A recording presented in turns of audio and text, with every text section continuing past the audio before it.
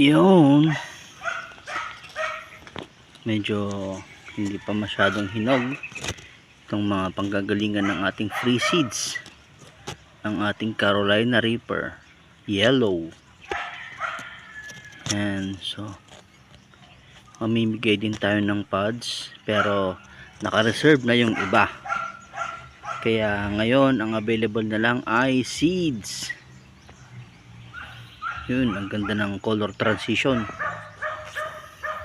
Seeds na lang ang available mga parikoy, para sa mag-a-avail ng ating chili garlic oil at mga hot sauce.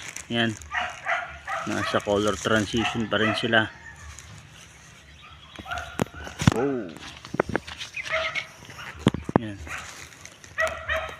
Pero malapit na, malapit na. Mga ilang araw na lang to mga parikoy. Yung iba green na green pa, yung iba malapit nang mahinog, ilang araw na lang.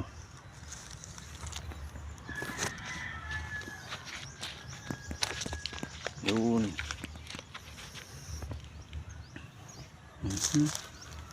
Yan, nandito lang sa isang galon.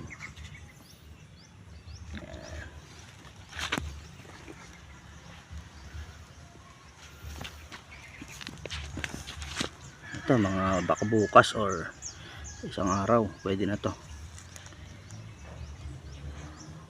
Carolina Reaper Yellow.